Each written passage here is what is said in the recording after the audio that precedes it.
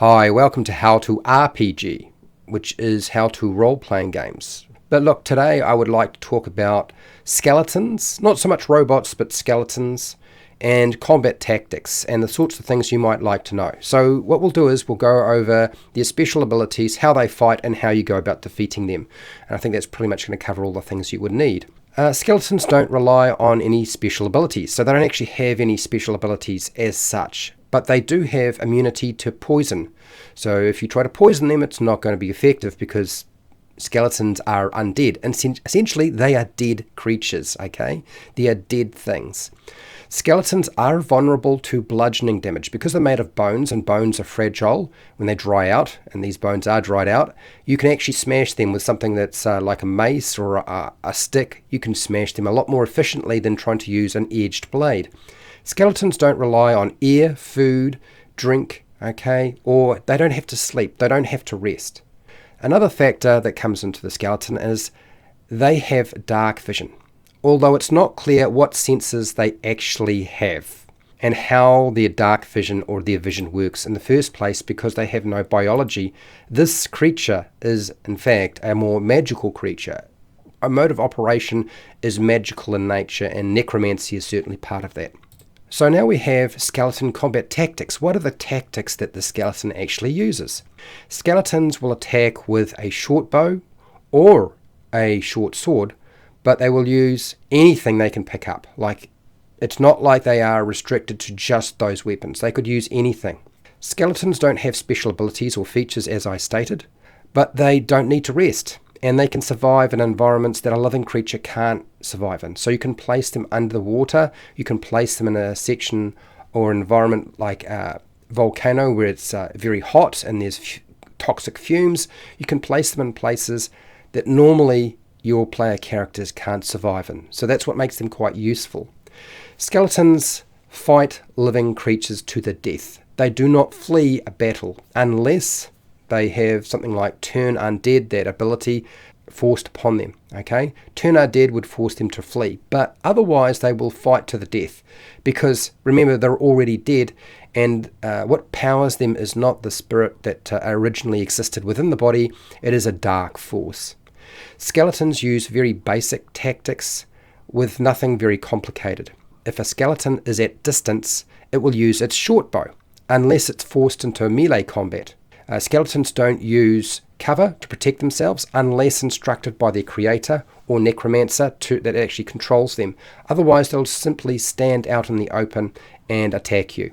A skeleton in melee combat will drop a short bow and draw its short sword or use some other melee weapon to attack living creatures. And it's basically swing, swing, swing until you've either been killed or it's been destroyed. Skeletons don't target creatures that have bludgeoning weapons. They're not bright enough to be able to figure that sort of thing out. They don't avoid creatures that are wielding maces and flails or anything that does bludgeoning damage. They will simply target the closest living creature or the closest target that their creator has instructed them to destroy.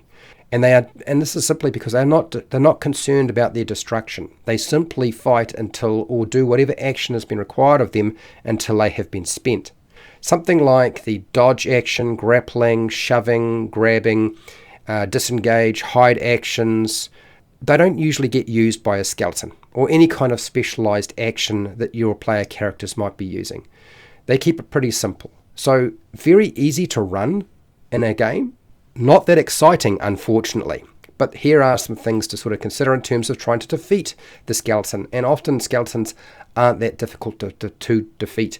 What you want to do is you want to pair your skeleton with something else. If it's just skeletons or just one skeleton, it's not a very interesting battle. So how do you go about defeating a skeleton in a battle?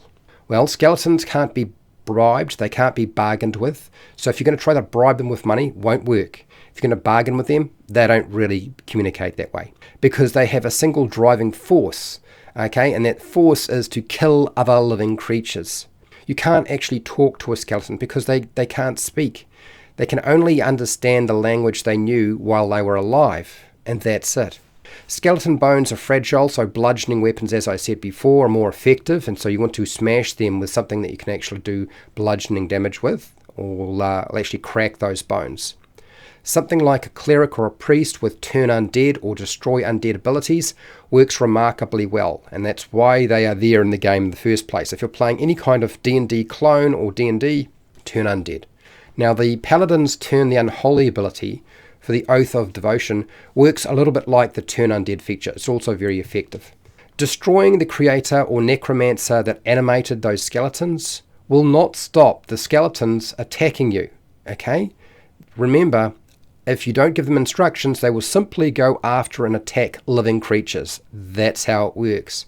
So if you think, oh, I can cut off the head of the snake, take out the necromancer or the wizard who created them, and then the skeletons will simply stop attacking me. No, it's not going to work. So you need to have a different strategy. Certainly, by all means, destroy the necromancer so they can't make more skeletons, but it's not going to solve your problem. If you see a skeleton lying on the ground or a collection of bones, it's possible that that skeleton is actually a full-blown skeleton. It's not just an inanimate leftover of somebody who's rotted away. This might actually be a creature that will come to life. So keep your distance and be prepared to smash bones if you see them. This is one of the standard operating procedures in most role-playing games. If you see a skeleton, keep your distance and destroy it to make absolutely sure it's not going to rise up and try to attack you or eat you. But skeletons don't need food, so they're not going to eat you. You don't have to worry about that sort of thing. That pretty much covers all the things you need to know about the skeleton. Now, if this was useful, great. I am glad to hear it. I want to thank all of my patrons who support me so I can keep running this program every single week. I want to thank you for watching, and hey, till next time, keep rolling those 20s.